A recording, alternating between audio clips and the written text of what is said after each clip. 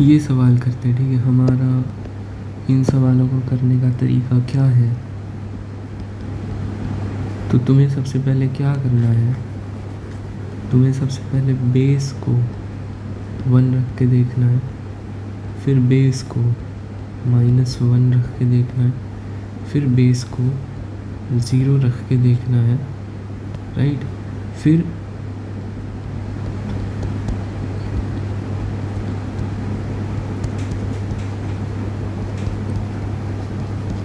ये करना है, यानी कि 1 -1 और 0 तो रख दिया ना दोनों को। अब इन तीनों के अलावा और भी हो सकते हैं ना, जैसे कि ये बेस भी 5 हो जाए, ये बेस भी 5 हो जाए, ऐसे वो चेक करना। अब बेस के हमने सारे चेक कर लिए, राइट। दूसरा, पावर को इक्वेट करना है। अगर पावर 1 बराबर पावर 2 है और वो 0 है, देन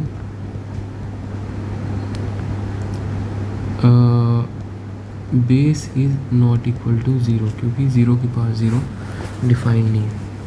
अगर पावर 1 बराबर पावर 2 है, नॉन ज़ीरो, यानी मान लो ये 7 हो जाए, ये भी 7 हो जाए, कुछ भी हो सकता है, यानी नॉन ज़ीरो। ये जनरल मेथड बता रहा हूँ, ए की पावर बी बराबर सी की पावर डी का। तो अब तुम्हें बेस को चेक करना होगा, यानी कि पावर को इक्वेट कराया तो कुछ x आता है, उसके बाद उस x पर बेस क्या हो रहा है, क्योंकि बहुत सारे केसेस बन जाएंगे। अब ऐसे बनाने जाओगे तो अगर जैसे x² बराबर y² है, राइट, तो x बराबर ±y हो सकता है, या x की पावर 4 बराबर y की पावर 4 है, तब भी x² बराबर ±y हो सकता है, x बराबर सॉरी। क्यों? क्योंकि जैसे x और y सेम है, तो y की पावर 2 सेम है -y की पावर 2, है ना। इसलिए पर अगर x³ बराबर y³ है तो x बराबर y होना पड़ेगा, नॉट -y, क्योंकि -y का क्यूब और y का क्यूब अलग अलग चीज़ है, ठीक है। तो सबसे अच्छा है कि तुम चेक कर लो रख के कि क्या हो रहा है बेस। उसी तरह से बेस मान लो नेगेटिव हो गया, नेगेटिव की पावर 1/2 नहीं, नेगेटिव की पावर इरेशनल नहीं डिफाइंड है, तो ये सब तो ये हो गया, ये हो गया, ये हो गया, ये हो गया, और इसमें ये हो गया 5वां तरीका, 6ठा तरीका। तो तुम समझ गए ना कैसे करना है। तो पहले मैं बेस को 1 रख के देखता हूँ, ये हटाओ, दोनों बेस ऑब्वियसली, क्या दोनों बेस सेम x पर 1 हो रहे हैं? नहीं, तो इसका मतलब कि ये केस तो रिजेक्ट हो गया, कि बेस तो साथ में दोनों 1 नहीं हो सकता, तो -1 भी नहीं होगा, मतलब सेम x पे नहीं होगा, 0 भी सेम x पर नहीं होगा, दोनों। इन तीनों के अलावा और कुछ हो सकता है? अब देखो, इसमें क्या है ना कि पावर तो ऑलरेडी सेम है, तो पावर वालों के देख, तो या तो पावर 0 हो जाए, तो बेस कोई भी नॉन ज़ीरो रियल नंबर हो सकता है। तो x = 3 अगर मैं करता हूँ तो ये चीज़ क्या हो रही है, 0। तो भाई अब x = 3 पे देख लो, ये क्या हो रहा है, 5 हो रहा है, और ये क्या हो रहा है, 1 हो रहा है।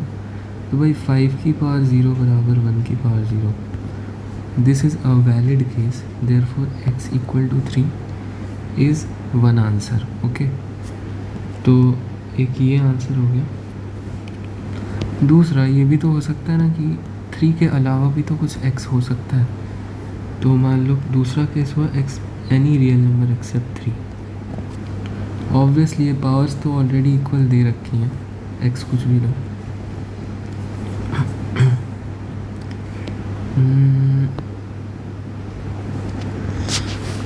तो अब देखो, अब क्या है ना कि तुम्हें बेस को चेक करना चाहिए। जैसे कि अच्छा सुनो, जैसे कि x की पावर अल्फ़ा, y की पावर अल्फ़ा आई, ठीक है। तो अल्फ़ा मान लो 2 है, तब तो x बराबर प्लस माइनस वाई इवन है। अल्फ़ा तब की बात कर रहा हूँ, 2 ही ज़रूरी नहीं है। अगर अल्फ़ा ऑड है तो x बराबर y, है ना। लेकिन अगर अल्फ़ा मान लो 1/2 आ गया या फिर इरेशनल आ गया, तो x और y क्या होंगे ये देखते हैं। तो देखो ऑब्वियसली x बराबर y तो होना ही पड़ेगा हर केस में, चाहे अल्फ़ा कुछ भी हो, एक्सेप्ट ज़ीरो की बात कर रहे हैं। तो बराबर तो होना ही पड़ेगा, पर अगर अल्फ़ा 1/2, तो देखो नेगेटिव की पावर 1/2 नहीं हो सकता, तो दोनों को क्या होना पड़ेगा, पॉजिटिव होना पड़ेगा। तो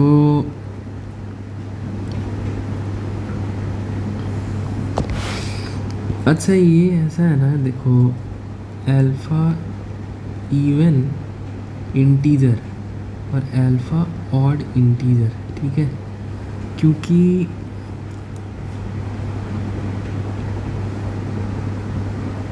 अगर मान लो x बराबर 2 है, y बराबर -2 है, तो 2 की पावर अगर मैं -2 करूँ और -2 की पावर -2 करूँ, ये भी तो सेम ही चीज़ है ना, 1/2 हो जाएगा बस, और 1/-2 दोनों का स्क्वायर करेंगे तो इसलिए मैंने इंटीजर लिखा, नॉट नेचुरल नंबर।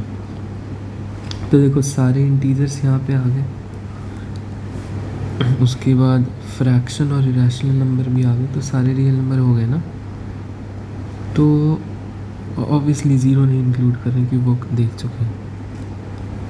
तो यार एक बात तो हमें समझ आई कि चाहे कुछ भी हो, x बराबर y तो हर केस में हो ही रहा है। तो मैंने कहा कि एक बार बेस को इक्वेट कराओ, यहाँ से x क्या आया, 7 आ गया। अब 7 रखा तो ये कितना बना, 9 बना। ऑब्वियसली ये भी 9 बनेगा क्योंकि बेस इक्वेट कराया ना। और ये पावर कितनी बनी, पावर 4 बन गई ना। तो मैंने कहा 9 की पावर 4 बराबर 9 की पावर 4, तो ये तो एक वैलिड केस है।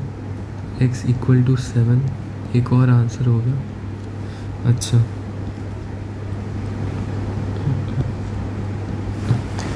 ऐसा भी तो हो सकता था ना कि अगर ये बेस इसके नेगेटिव के बराबर हो, ठीक है, अज्यूमिंग कि ये एक इवन इंटीजर आ रहा है, तो उस केस में ज़रूरी थोड़ी है कि ये इसके ही बराबर है, ये इसके नेगेटिव के बराबर भी तो हो सकता है। तो हम बोलेंगे x + 2 = 5 - 2x, which implies x = हाँ 3x बराबर 3x 1, ठीक है, 1 आ गया। अब x = 1 है, तो ये कितना है 3, और ये कितना है तो -1।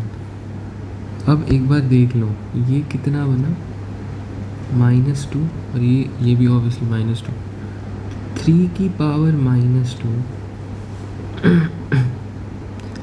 इज इक्वल टू -1 की power -2। Yes this is a valid case because ये एक इवन इंटीजर आ रहा है, तो इस नेगेटिव से कोई दिक्कत नहीं है। तो x = 1 भी एक आंसर हो गया, ठीक है। हमने पहले अज्यूम किया कि x - 3 इवन इंटीजर है, तब की बात कर रहे थे। अच्छा एक और चीज़ कि अब तुम्हें ये वाला केस चेक करने की ज़रूरत नहीं है, बिकॉज ऑलरेडी तुम देखो कोई भी केस हो बेस तो बराबर करना ही पड़ेगा। अगर पावर नॉन ज़ीरो है और बराबर है तो बेस बराबर किया तो उससे x कुछ आया 7, बेस को नेगेटिव के बराबर किया तो 1 आया, है ना। तो दोनों ही केस में ये पावर इरेशनल या फ्रैक्शन तो हो नहीं रही, तो वो कोई केस चेक करने की ज़रूरत नहीं, क्योंकि अगर तुम इस पावर को इरेशनल या फ्रैक्शन मानोगे भी तो भी क्या होगा कि जो बेस है ना वो, तो उस केस में बेस बराबर नहीं हो पाएगा कि बेस बराबर हो रहा है सिर्फ 7 पर और 1 पे नेगेटिव के बराबर। तो भाई इस केस में थोड़ी सी दिक्कत है, तो इसमें थोड़ा तुम्हें चेक करना होगा एंड इसे बार बार करोगे तो समझ भी आ जाएगा। ओके, तो ये क्वेश्चन था। नेक्स्ट हम आते हैं रैशनलाइजेशन पर। जैसे मैंने कहा कि √3 + √2 अपॉन √3 - √2, इसके डिनोमिनेटर को रैशनलाइज करो। बस तुम्हें √3 + √2 से मल्टीप्लाई डिवाइड कर देना है। √3 + √2 से इसलिए किया क्योंकि ये और ये मिलके a² - b² बन जाए। तो ये कितना हुआ, √3 + √2 का होल स्क्वायर अपॉन 1। ओके, अच्छा इसको थोड़ा ढंग से लिखो यार, 5 + 2 √6 आंसर आ गया।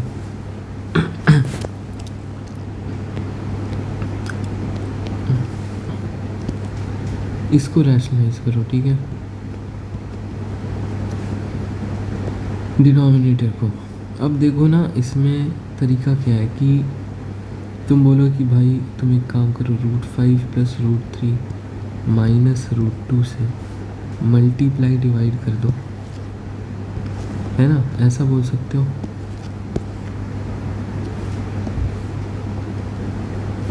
तो पर इसमें प्रॉब्लम क्या हो रही है, जैसे कि ऊपर तो आ गया √5 + √3 - 2 और नीचे आ गया इसका स्क्वायर माइनस इसका स्क्वायर, ठीक है, a + b × a - b किया तो √5 + √3 का होल स्क्वायर माइनस √2 का होल स्क्वायर। तो ये अगेन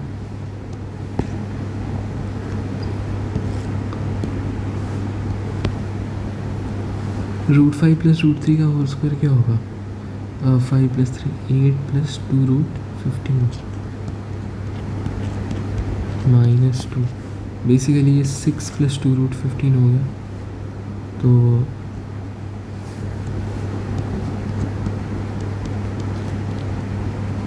ऐसा ही हुआ ना, हाँ। पर इसमें क्या हुआ ना कि हमें फिर से इसे रैशनलाइज करना पड़ेगा, विच इज़ नॉट एनीथिंग मुश्किल, बट जब हम लॉजिक मतलब दिमाग लगा सकते तो थोड़ा लंबा क्यों करना। मैं इसलिए कह रहा हूँ कि देखो अगर मैं इसको माइनस करता हूँ, यानी कि √5 + √3 - √2 से करता हूँ, ऑब्वियसली ऊपर भी कर रहे हैं, लिख नहीं रहा हूँ, तो इसमें इस पूरे का स्क्वायर माइनस इसका स्क्वायर होता है, जो दिख रहा है कि एक ढंग का नहीं आएगा। पर यहीं पर मुझे क्या दिख रहा है कि अगर मैं इस पूरे का स्क्वायर करूं तो 5 आ रहा है और इसका स्क्वायर भी 5 आ रहा है, तो क्यों ना मैं √5 माइनस इससे करूं डिवाइड मल्टीप्लाई में।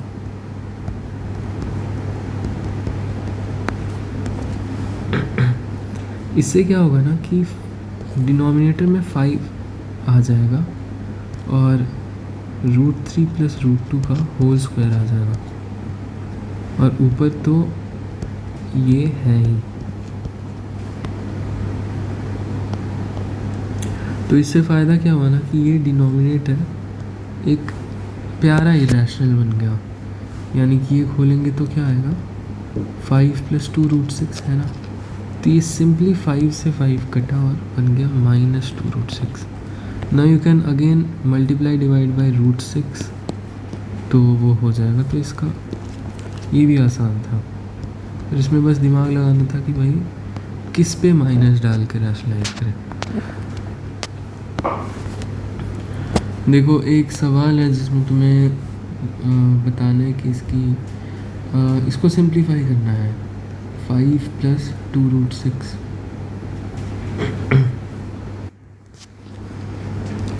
तो इसको सिंप्लीफाई करना है, ठीक है, यानी कि इस वाले रूट को हटाना है, ये मैं कह रहा हूँ हटाना है। तो भाई ऑब्वियस सी बात है, अंदर अगर परफेक्ट स्क्वायर बनता तब रूट हटता, है ना। तो अंदर परफेक्ट स्क्वायर कैसे बनेगा, ये तो कुछ, अब तुम ध्यान से देखना, ये चीज़ 2ab टाइप नहीं दिख रही है। अगर ये 2ab है तो ये जो 5 है ये a² + b² होना चाहिए।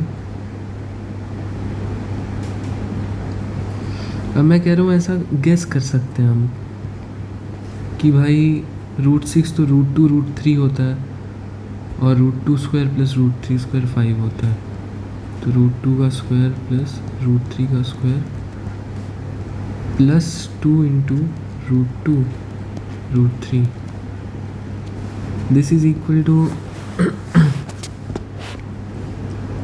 √2 + √3 का होल स्क्वायर का square root, which comes out to be mod √2 + √3 नहीं लिखना है, √2 + √3 लिख दो, क्योंकि पॉजिटिव ही है वैल्यू, तो क्या फ़र्क पड़ता है। एक और एग्जांपल लें, 7 + √48, तो इसको किया तो 7 + 4 √3 आ गया। तो अगर मैं 2ab टाइप देखूँ, 2 × 2 √3 नहीं, तो ये हो गया 2ab टाइप मान लो, ये हो गया a² + b² टाइप। तो हम क्या कर सकते हैं, तो ऑब्वियसली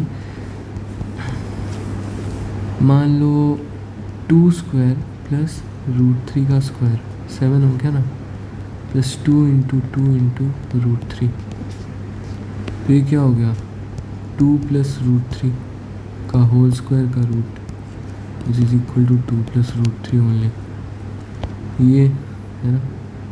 अच्छा और देखेंगे,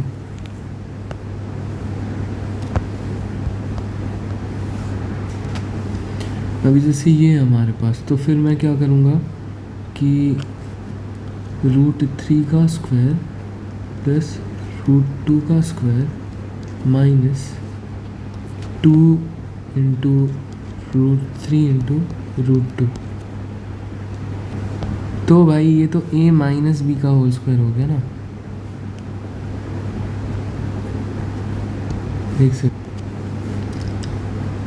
हाँ, तो मैं क्या कह रहा था कि ये तो √2 का स्क्वायर + √3 का स्क्वायर -2 × √2 × √3 हो गया, तो ये तो a - b का होल स्क्वायर हो गया, √2 - √3 का होल स्क्वायर, इसका रूट, तो क्या आएगी वैल्यू √2 - √3, ये नहीं होगी वैल्यू होगी √3 - √2। वाई, इस चीज़ को तुम क्या लिखोगे, √2 - √3 का mod, √3 is greater than √2, therefore ये मॉड नेगेटिव खुलेगा। ओके, तो ये भी ध्यान रखना कि भाई कहीं नेगेटिव ना लिख दो principal value of square root. अब एक क्वेश्चन है, इसको सिंप्लीफाई करके ये रूट हटाना है, पर मैंने देखा कि यार यहाँ पर 2ab टाइप कुछ आ नहीं रहा, तब तो नहीं हट पाएगा। अरे आ नहीं रहा तो बना दो भाई, बनाने में क्या जा रहा है। अगर इसको मैं 2 से मल्टीप्लाई कर दूँ और 2 से डिवाइड कर दूँ तो कोई दिक्कत। It can also be written as 1/√2 times 14 - 6 √5। Okay, अब देखो 14 माइनस 6 रूट 5 ये 2ab की तरह ट्रीट करो और इसको a square plus b square की तरह ट्रीट करेंगे। तो it can be written as 14 minus 2ab। तो क्या 14 3 स्क्वायर प्लस रूट 5 का स्क्वायर हो रहा है? यस हो रहा है। तो it can be written as अच्छा ये तो a माइनस बी का होल स्क्वायर हो गया ना, तो रूट 5 माइनस 3 का whole square it can be written as that, है ना। तो इसकी वैल्यू क्या आ गई? स्क्वायर रूट 3 माइनस रूट 5 या रूट 5 माइनस 3 लिख दो, इसलिए लिख रहा हूँ ताकि ध्यान रहे तुम्हें। तो it can be written as root 5 minus 3 ना 3 माइनस रूट 5। अरे तुम समझ गए ना क्या कर रहा हूँ मैं यहाँ पर, ठीक है, कोई बड़ी चीज़ नहीं है। ये बढ़िया है, ठीक है, ये करो। तो एक सेकंड मैं लिख देता हूँ, x बराबर 3 प्लस 2 रूट 2 का स्क्वायर रूट। तो बताना है x minus 2x cube minus x square minus 8x plus 120 sorry 120, ठीक है। हाँ। देखो x है इतना, तो ये कितना होगा, यानी कि x इक्वल टू इतना पर ये तुम्हें इसकी वैल्यू बतानी है। ये तो हम रिमाइंडर थ्योरम में कर चुके हैं ना, बस इसमें नया क्या आ गया कि भाई इसको अब थोड़ा ढंग से कर लो। तो x can be written as, अब देखो इसको 2ab कैसे ट्रीट करोगे, 2 इंटू 1 इंटू रूट 2, ठीक है। It can be written as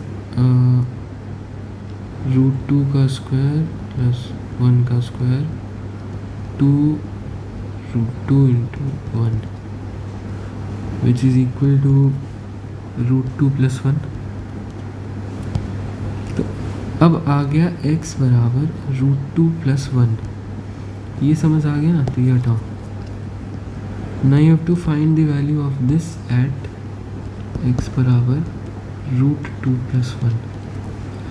अब ध्यान देना, x बराबर रूट 2 प्लस 1 इसमें रख के निकालना तो काफ़ी मुश्किल है। तो मैं चाहूँगा कि जो पॉलिनोमियल है इसको डिवीज़न मेथड, यानी कि जो डिवीज़न लेमा होता है gx into q x plus r x, dividend बराबर divisor into quotient plus remainder, इसके फॉर्म में लिखो और p ऑफ रूट 2 प्लस 1 बराबर आ जाए r ऑफ रूट 2 प्लस 1, ऐसा कुछ या कुछ तो करेंगे, देखते हैं क्या करते हैं, ठीक है। दूसरी चीज़ की 2x cube minus x square minus 8x plus 120 is equal to, अब gx क्या रखे, ठीक है। तो एक काम कर सकते हो, तुम सोचो कि भाई ये रख दे into q x plus r x, पर प्रॉब्लम है ना, जैसे तुमने x को रूट 2 प्लस 1 रखा। एक तो देखो ये जो डिवाइज़र है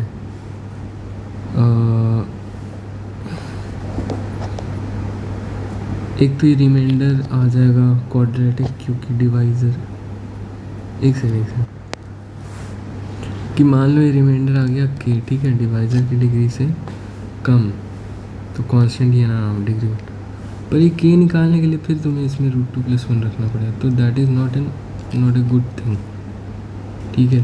तो हम रूट 2 प्लस 1 से ही तो बचना चाह रहे हैं। मैं कह रहा हूँ इस रूट को एलिमिनेट करो, कैसे, x माइनस 1 का होल स्क्वायर बराबर 2, यहाँ से लिखा, it implies x square minus 2x minus 1 0। ध्यान से सुनना, x बराबर रूट 2 प्लस 1 लिखना और x square minus 2x minus 1 लिखना एक ही बात है, क्योंकि इसका भी एक रूट 2+1 आ जाएगा, है ना। तो मान लो अब मैं इस पॉलिनॉमियल को इसके फॉर्म में लिखूं, x square minus 2x minus 1 into QX plus RX। Okay, तो तुम्हें पता है कि ये क्या है, ये तो क्वाड्रेटिक है, तो रिमाइंडर ज़्यादा से ज़्यादा क्या हो सकता है, लीनियर हो सकता है। ठीक है, ज़्यादा से ज़्यादा लीनियर हो सकता है। तो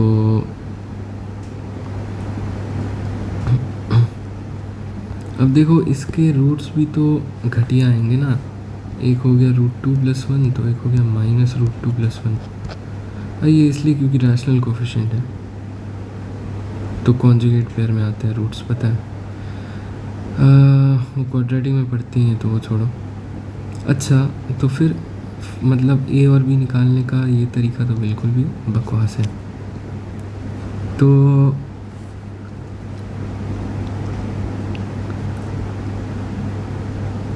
अब मैं लॉन्ग डिवीज़न तो हमेशा कर सकता हूँ कि इस चीज़ को इससे डिवाइड कर दो तो QX और RX पता चल जाएगा। ठीक है, जब कुछ नहीं समझ आया तो लॉन्ग डिवीज़न कर दिया। पर मेरे पास एक एवरग्रीन तरीका है ना, वो तरीका क्या है कि तुम QX को गैस करो, जैसे कि x square minus 2x minus 1 में क्या मल्टीप्लाई करे कि ये हो जाए।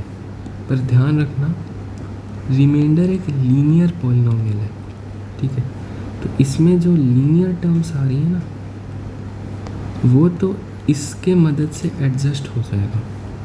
तो इन लीनियर टर्म को यहाँ पर एडजस्ट करने की कोशिश मत करना, तुम तो सिर्फ क्यूबिक और क्वाड्रेटिक को एडजस्ट करो। एक्स स्क्वायर है तो यहाँ 2x आना चाहिए, ताकि दोनों मिलके 2x³ हो जाए। एक अनवांटेड टर्म भी आ गई एक्स स्क्वायर की, -4x², है ना। पर मैं चाहता हूँ -x² आए, तो मैं चाहूँगा कि यार +3x² भी हो जाए। बट ये कैसे होगा, यहाँ पर +3 ऐड करने से, ताकि ये दोनों मल्टीप्लाई होके दे दे। तो यस, बस लीनियर टर्म्स को देखना भी नहीं, लीनियर जो एक्सप्रेशन है उसको देखना। वहीं अगर रिमाइंडर एक क्वाड्रेटिक आता तो हम इसमें सिर्फ और सिर्फ क्यूबिक को एडजस्ट करते इससे, बाकी तो ये खुद ही एडजस्ट हो जाता क्वाड्रेटिक वाला एक्सप्रेशन। अब खैर अभी लीनियर है तो, है ना। अच्छा, +ax + b,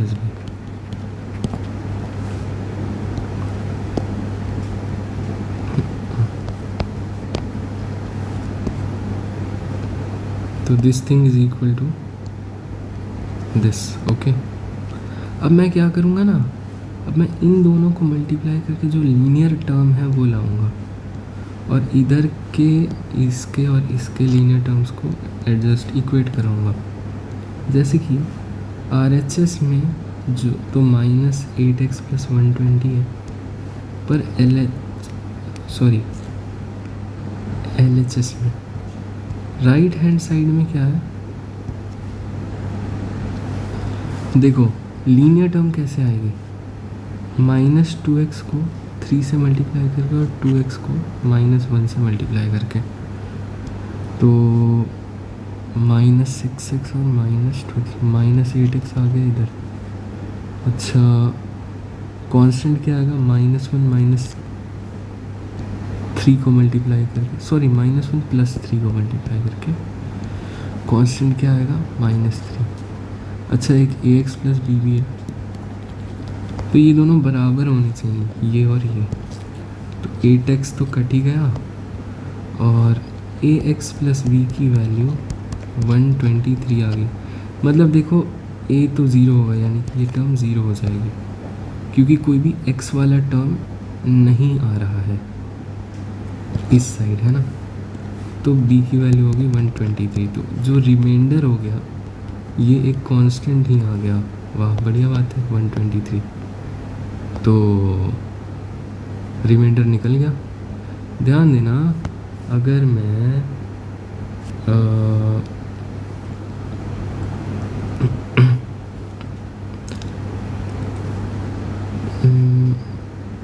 अब तुम सोच रहे हो कि हमें रिमाइंडर क्यों निकाल रहे हैं, ठीक है, रिमाइंडर तो निकाल दिया। रिमाइंडर क्या आया, 123।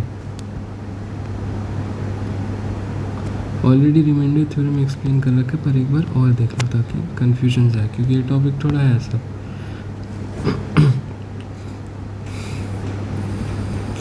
देखो इसको तुम मान लो px, इसको बोलो gx। तो मैं बोल रहा हूँ कि अगर मेरे को p ऑफ √2+1 निकालना है, यानी कि x की जगह √2+1 रखना है, तो I can say it is equal to g of √2+1 q of √2+1 plus 123, जो कि रिमाइंडर है। अब देखो p ऑफ √2+1 तो आ गया ना, ये चीज़ पूरी ज़ीरो हो जाएगी। तो तुम एक स्टेटमेंट हमेशा ध्यान में रख सकते हो कि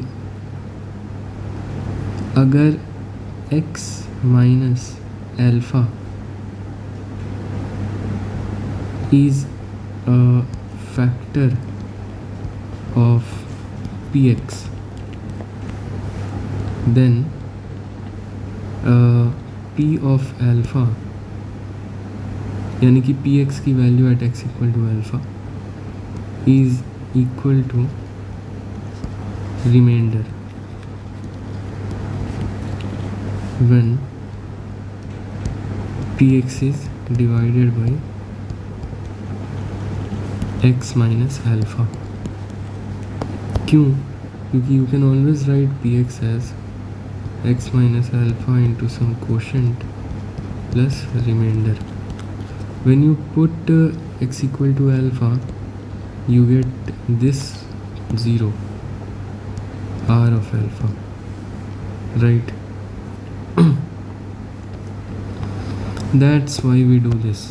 जैसे कि हमें यहाँ पे x बराबर √2+1 रखना था, तो मैंने कहा कि x बराबर √2+1 रखूँ या x² माइनस 2x माइनस 1 बराबर 0 रखूँ, एक ही बात है। फिर ये चीज़ करी तो p ऑफ √2+1 में ये तो पूरा 0 ही होगा, तो ये रिमाइंडर बस निकालना था और कुछ नहीं। यार मुझे नहीं लगता है कि इससे ज़्यादा कोई एक्सप्लेनेशन चाहिए, ये तो बहुत है। देख लेना अपना बाकी हटा लो।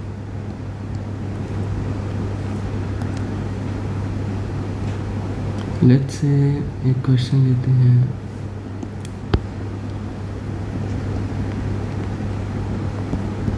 इसमें और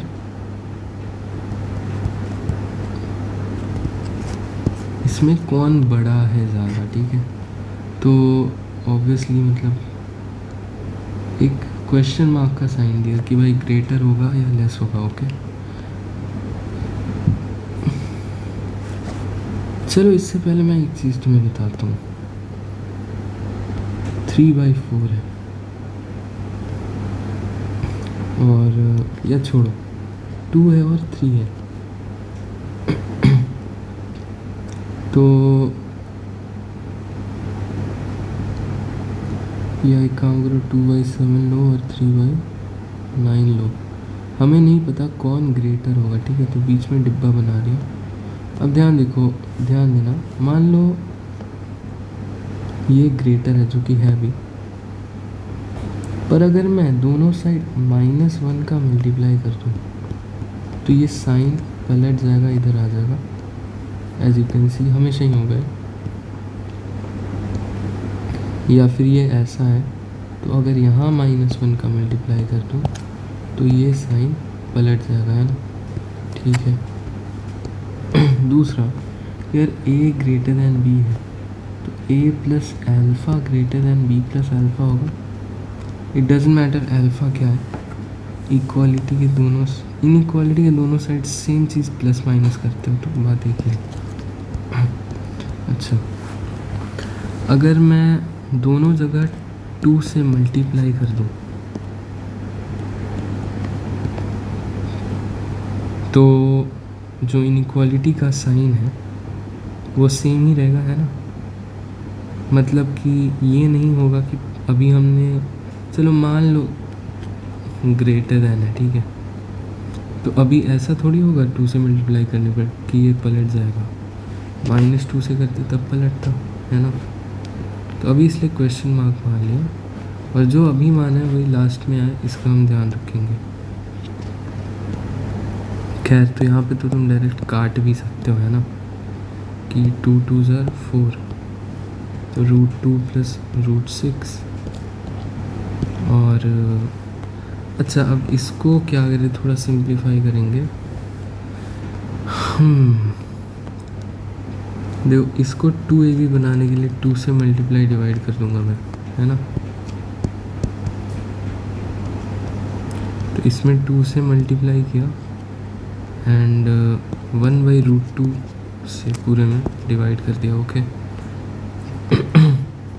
के अंदर जाके 2, मतलब ये क्या हो जा रहा है, 4 + 2√3 whole divided by √2, 4 + 2√3 whole divided by √2, ठीक है। तो इस पूरी चीज़ को हम क्या लिख सकते हैं, √3 + 1 का होल स्क्वायर का रूट इज सिंपली √3 + 1। अच्छा, ये भी इससे कट गया, है ना, तो ये भी हटाओ। अब क्या आया कि √2 + √6।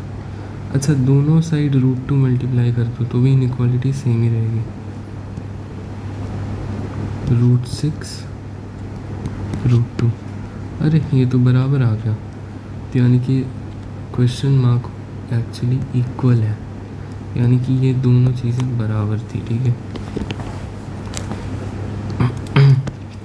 खैर, ये तो बकवास था, मतलब मैंने ऐसे एक्सप्लेन किया। अब देखो, फ्रैक्शन कंपेयर करना, मतलब 11/49 और 13/53, बड़ा कौन।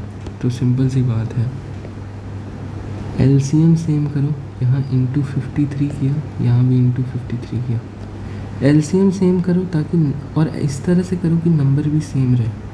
तो यहाँ इंटू 49 किया, तो यहाँ एलसीएम नहीं, सॉरी, डिनोमिनेटर, ठीक है। तो अब देखो, अब डिनोमिनेटर सेम हो गया तो सिर्फ न्यूमरेटर से ही मैटर करता है ना। तो 11 × 53 बड़ा है या 13 × 49, तो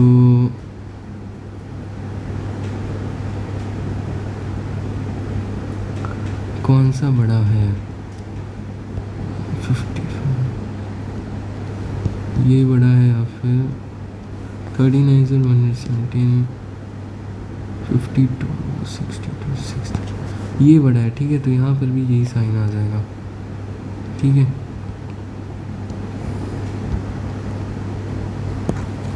तो अभी जैसे मान लो 11/49 था और 13/53 था, तो डायरेक्ट क्या करो ना कि इसको इससे मल्टीप्लाई कर दो और इसको इससे मल्टीप्लाई कर दो, तो ये कितना है,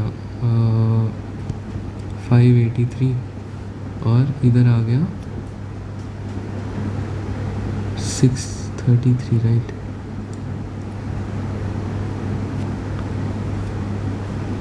हाँ, तो बड़ा कौन, ये कौन, ये बड़ा, तो ये बड़ा, ओके। ये नहीं करना कि 13 × 49 करके नीचे लिख दिया, ओके। सबको ऊपर ही लिखना, मतलब समझ गए क्या है, हटाओ, पता नहीं क्यों बता रहा हूँ। तो एज यू कैन सी कि यहाँ पे लॉन्ग डिवीजन से किया है, तो नॉट नीडेड। अगेन यहाँ पे लिखा भी हुआ है कि भाई इस तरह से आप कर सकते हो, ओके। एक ये कर लो, है ना, तो देखो यहीं पर देख लो, ठीक है, थोड़ा बड़ा कर लो।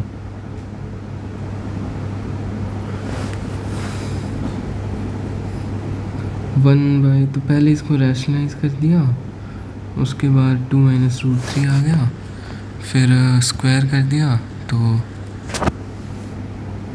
वही है भाई, कुछ अलग नहीं है। इसको खुद ट्राई करके देखना, रिमाइंडर 1 आ जाएगा, ठीक है। इसमें कुछ अलग नहीं था, इसको रिमाइंडर थ्योरम से करना, और नहीं तो फिर बताना। अरे ये जो x है √3 - 2√2, ठीक है।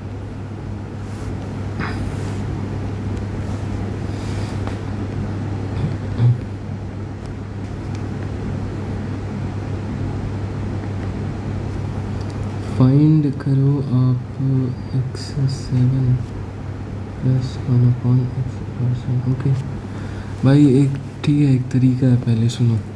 अगर छोटा कुछ दिया रहता है x² प्लस 1/x², तो ऑब्वियसली मैं इसको नहीं करने जा रहा था।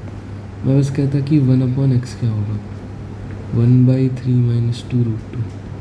रैशनलाइज किया तो ये कितना आ गया, 3 + 2√2। अब ध्यान से देखो, a² + b² को क्या कह सकते हैं, ये कह सकते हैं ना, यहाँ भी इसको क्या कह सकते हो, x + 1/x² - 2x × 1/x।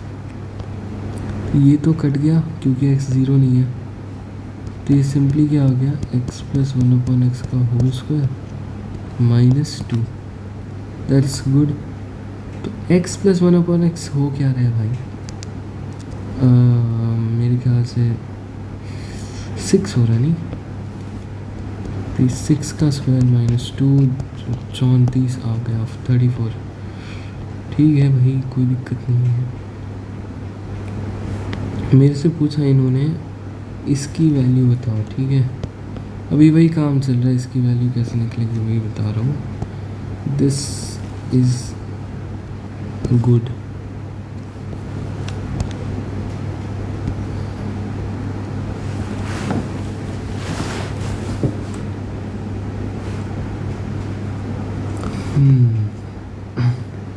पता है मतलब लाइन ऑफ थिंकिंग क्या है कि x7 + 1/x7 कहाँ से बन सकता है। तो ये चीज़ बन सकती है, मान लो x³ + 1/x³ में अगर आप x⁴ + 1/x⁴ करते हो मल्टीप्लाई, तो क्या बनता है, x7 + 1/x7, ठीक है। मतलब इन दोनों का प्रोडक्ट, फिर इन दोनों का प्रोडक्ट। अब जो बाकी टर्म्स बनेंगी वो बता रहा हूँ। x³ × 1/x4, 1/x हो गया, और 1/x³ × x4 कितना, x हो गया। ओके, तो if you know the value of, तो ये एक्चुअली इतना बन गया। ओके, इफ़ यू नो इसकी value then you can easily find इसकी वैल्यू, है ना। और तुम्हें ये भी निकालना पड़ेगा, ये भी निकालना पड़ेगा। ओके, तो ये निकालना हमारे लिए काफ़ी आसान है। पहले x³ + 1/x³ निकालेंगे, ठीक है।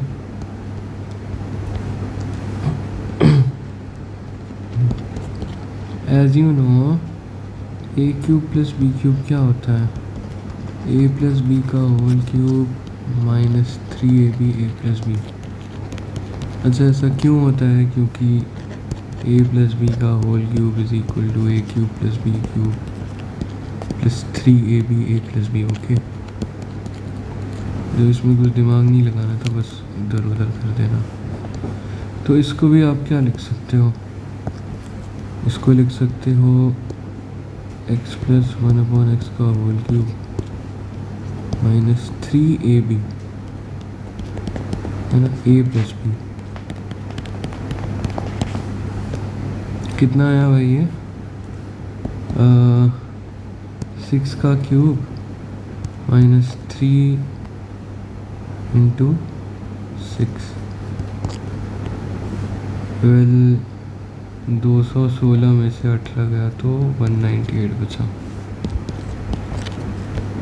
ओके, तो इसकी वैल्यू आ गई 198।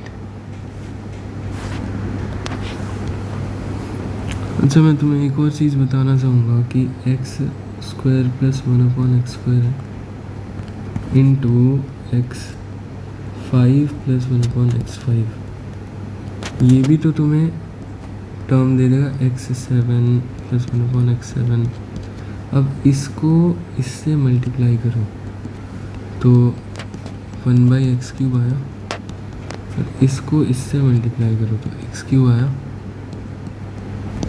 तो इफ़ यू नो इसकी वैल्यू, इफ़ यू नो इसकी value and if you know इसकी value, then you can find इसकी वैल्यू। ओके, तो in any way you have to find values यार। x5 प्लस 1/x5 की value कैसे निकालोगे? ये तो काफ़ी सिंपल है। मतलब एक काम करो ना, x² प्लस 1/x² ले लो और x³ प्लस 1/x³ ले लो। इन दोनों को मल्टीप्लाई करेंगे तो क्या आएगा? x5 plus 1/x5 plus x plus 1/x, है ना।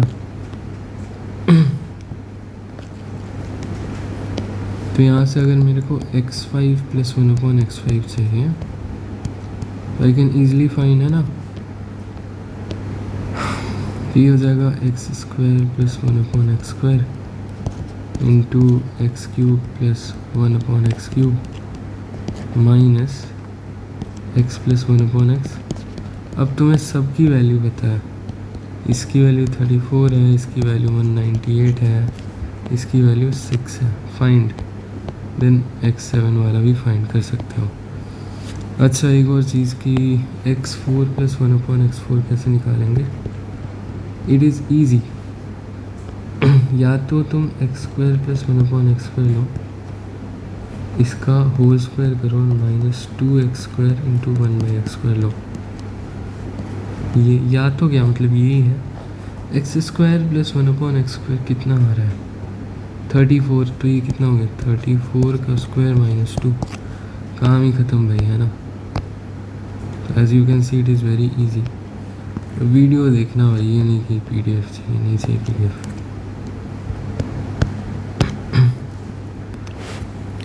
एक सवाल ले रहा हूँ।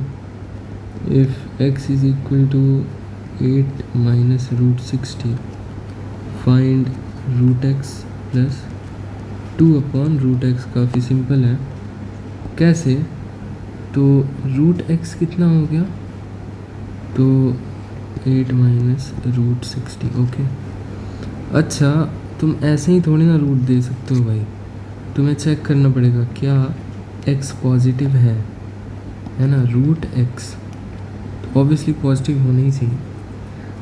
तो इस क्वेश्चन को थोड़ा और ढंग से अगर बनाते तो x की वैल्यू ये देता √60 माइनस 8 और फाइंड करने के लिए बोलता ये।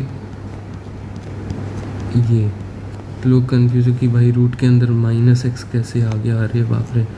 तो जो कन्फ्यूज़ हो रहे हैं वो एक काम करो, भाग जाओ ऐसे। क्यों भाई? x अगर -2 है तो -x पॉजिटिव नहीं होगा। ये सब बातों पर छाटा पड़ता है। ये अभी तो खैर x पॉजिटिव है, चलो √x निकाला। ओके, √x आ गया ये। फिर देखा कि 8 माइनस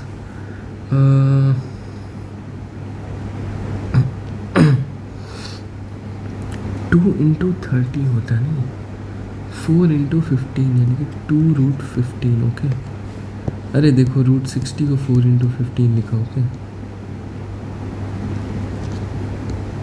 तो यह अब ये हो गया 2ab टाइप, ठीक है। तो इसको करना पड़ेगा a² प्लस b²। चेक कर लो एक बार, होता है तो अच्छी बात है। तो 8 माइनस 2 √3 और √5 लिख सकता हूँ ना।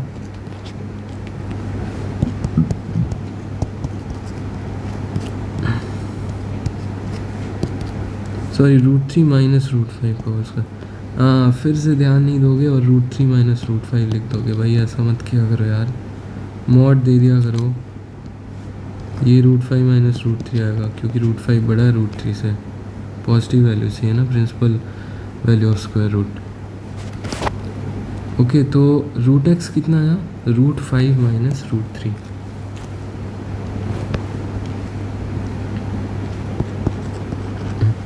अच्छा, 2/√x कितना आएगा? 2/this। रैशनलाइज करोगे तो √5 प्लस √3 आ जाएगा। ओके, क्योंकि नीचे ऊपर √5 प्लस √3 से मल्टीप्लाई किया, डिवाइड किया, तो ये a² माइनस b² से 2 बन गया, ऊपर नीचे कट गया। अभी मैं बात कर रहा हूँ √x प्लस 2/√x। तो भाई ये तो बहुत आसान हो गया। कितना आसान हो गया, बहुत आसान। कितना आ रहा है भाई? 2√5 नहीं। अभी देखो एक चीज़ तो लोग करना जानते हैं, मान लो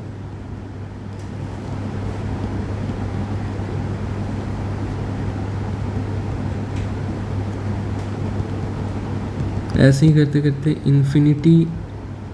इन्फिनिट टाइम्स ऐसा किया गया, ठीक है, रूट के अंदर रूट, तो इसकी वैल्यू क्या होगी? तो भाई ऐसे तो निकाल नहीं सकते। तो मान लो x बराबर दिस है तो स्क्वायर कर दो।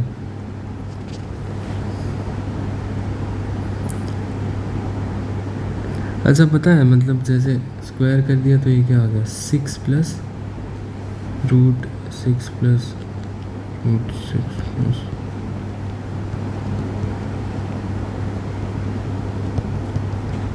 ये भी तो इन्फिनिट टाइम्स है ना। तो भाई ये एक्स स्क्वायर बराबर 6 प्लस एक्स ही नहीं हो गया? अच्छा हाँ, बात तो सही है। तो x square minus x minus 6 zero नहीं हो गया? तो एक्स यहाँ से 3 और -2 आ गया ना। तो तुम तो बोल दो कि हाँ भाई यही है आंसर, पर तुम एक बात नहीं मतलब ध्यान दे रहे हो। एक्स को तुमने माना है, ये जब माना है तो उसका वैल्यू क्या हो सकता है वो भी तो देखना भाई। कोई भी स्क्वायर रूट पॉजिटिव होता है तो एक्स भी पॉजिटिव नंबर हो सकता है। तो which is answer? 3 is answer, -2 answer नहीं है। ओके अच्छा, इस चीज़ को देखने का एक और तरीका है कि ये अंदर वाली जो चीज़ है ये बाहर वाली चीज़ से सेम है ना भाई। तो इस पूरे को हटाकर x लिख दो, मतलब कि 6 प्लस एक्स। तो इसलिए ये भी कर सकते हैं, फिर स्क्वायर स्क्वायर।